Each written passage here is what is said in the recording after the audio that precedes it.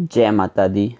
दोस्तों, मैं आचार्य अमित कपूर आप सबका अपने ज्योतिष के इस खास कार्यक्रम में स्वागत करता हूं, अभिनंदन करता हूं। दोस्तों, इस प्रोग्राम का उद्देश्य आप तक ज्योतिष की जानकारियां पहुंचाना है। तो आप अगर इस प्रोग्राम को रेगुलर देखते रहेंगे तो आपका ज्योतिष का ज्ञान बढ़ेगा।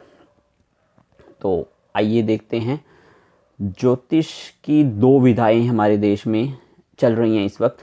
वैदिक ज्योतिष, जो कि बहुत ही पुराना है, जो नाम से ही पता चल रहा है वैदिक ज्योतिष, यानी कि जो वेदों पुराणों के टाइम का है। और दूसरी विधा जो आजकल बहुत पॉपुलर हो रही है वो है लाल किताब। लाल किताब के उपाय बहुत कारगर होते हैं, बहुत इफ़ेक्टिव होते हैं। तो लाल किताब से मैं भी बहुत प्रभावित हुआ हूँ। तो लेट अस स्टडी लाल किताब। तो बेसिकली इन दोनों में डिफरेंस क्या है, इन दोनों में क्या अंतर है। तो लाल किताब अगर कोई करना चाहता है, कोई उसकी सीखना चाहता है, तो उसके लिए उसको बेसिकली वैदिक ज्योतिष की थोड़ी बहुत नॉलेज तो होनी चाहिए। थोड़ी बहुत वैदिक ज्योतिष की नॉलेज है और फिर वो लाल किताब आराम से सीख सकता है। बहुत ज़्यादा इसमें वैदिक ज्योतिष की नॉलेज की ज़रूरत नहीं है।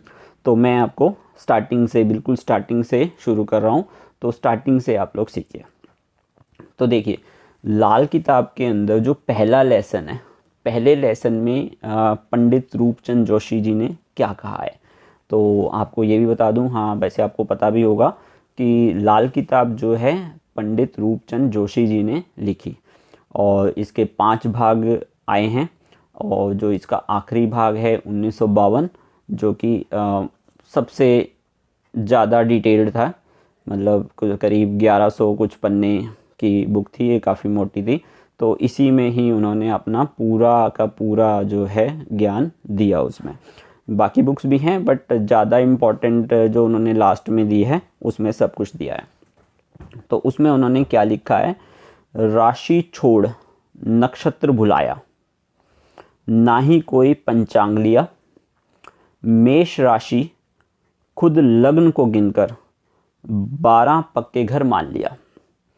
तो ये इन्होंने पोएम्स के तरह बनाए हैं, मतलब पोएम्स हैं, इसको ही समझना है। ये समझ में आ गई तो वो अच्छे से समझ में आ जाती है।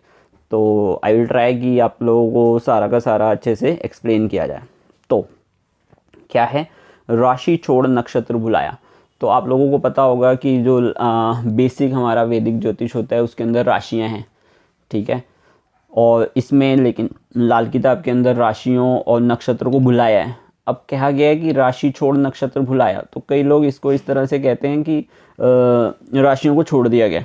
नहीं, राशियों का भी इम्पोर्टेंस है, पर बेसिकली बेसिक से जब हम स्टार्ट करेंगे तो अभी हम इस बात को मान के चलेंगे वो एडवांस में है कि राशियों को कैसे इम्पोर्टेंस दिया है, वो एडवांस में है।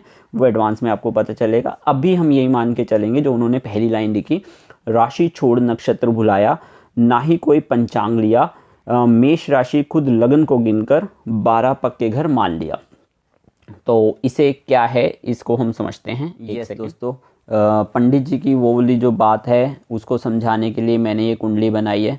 ये वैदिक ज्योतिष के हिसाब से कुंडली है। वैदिक ज्योतिष के हिसाब से जब हम कुंडली बनाते हैं तो इस तरह से बनती है कि जैसे इसमें आपको देख पा रहे होंगे कि जो 3 नंबर लिखा है यहाँ पे, तो ये जो 3 नंबर है ये लग्न होता है। यहाँ पे 3 नंबर लग्न। 3 नंबर कौन सा लग्न होता है? मिथुन लग्न होता है, जेमिनी असेंडेंट। तो यहाँ पे 3 नंबर है। ऐसे यहाँ पर 1 नंबर होता है तो वो मेष लग्न होता है। 2 नंबर होता है तो वृषभ लग्न होता है, वृषभ या वृष लग्न कहते हैं, टॉरस असेंडेंट। तो ये अलग अलग लग्न होते हैं वैदिक ज्योतिष में। लेकिन जब हम इसे लाल किताब के हिसाब से पढ़ना चाहते हैं, लाल किताब को पढ़ना चाहते हैं, तो पंडित जी ने क्या कहा है, राशि छोड़ नक्षत्र बुलाया, ना ही कोई पंचांग लिया, मेष राशि खुद लगन को गिनकर। यानी पंडित जी ने ना यहाँ पर कोई भी कुंडली हो, कोई भी लगन की कुंडली हो, लेकिन लाल किताब के हिसाब से यहाँ पे 1 नंबर गिना जाएगा, यहाँ पे 2 नंबर गिना जाएगा, यहाँ पे 3 नंबर गिना जाएगा, यहाँ 4 नंबर, यहाँ 5 नंबर, यहाँ 6 नंबर, यहाँ 7 नंबर, यहाँ 8 नंबर, यहाँ 9 नंबर, यहाँ 10 नंबर, यहाँ 11 नंबर और यहाँ 12 नंबर। यानी लाल किताब में जब भी हम वैदिक ज्योतिष की कुंडली को लाल किताब के हिसाब से देखना चाहते हैं तो हमें इसी तरह कुंडली देखनी है। यानी वैदिक ज्योतिष के हिसाब से अगर हम देख रहे हैं तो ये हमारा बृहस्पति जो है तीसरी राशि में बैठा है, लेकिन यही अगर हमने लाल किताब में देखना है तो हम इसे पढ़ेंगे कि बृहस्पति जो है पहले घर में है, बृहस्पति जो है पहले घर में, तो हम पहले घर के रिजल्ट देखेंगे बृहस्पति पे। ऐसे ही राहु यहाँ पे तुम देखोगे, आप देखोगे कि यहाँ पे 6 नंबर राशि यानी कन्या राशि में राहु है, बट यहाँ पे हम जब लाल किताब की बात करते हैं तो राहु चौथे घर में यानी 4th हाउस राहु के इफेक्ट देखेंगे। इसी तरह से शुक्र जो है यहाँ पे 7वें घर में है, और सूर्य बुध की बात करें तो जो है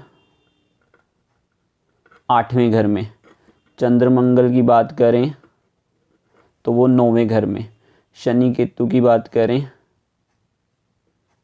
तो वो 10वें घर में। तो लाल किताब कुंडली में इस तरह से राशियों को छोड़ देते हैं और सिर्फ घरों को देखते हैं यानी भावों को देखते हैं। तो दोस्तों ये था लाल किताब व्याकरण का फर्स्ट लेसन। आशा करता हूँ मेरे द्वारा दी गई जानकारी आपको अच्छी लगेगी और समझ में आएगी, और आप मेरे चैनल को सब्सक्राइब कीजिए और मेरे वीडियो को लाइक कीजिए और नोटिफिकेशन के लिए बेल बटन को भी दबाइए। तो इसी के साथ हम पंडित जी की एक लाइन है, कर भला हो भला अंत भले का भला, इस लाइन के साथ इस वीडियो को एंड करते हैं। मेरा नेक्स्ट वीडियो जो है ग्रहों के पक्के घर के बारे में होगा, व्याकरण का दूसरा लेसन है। जय माता दी।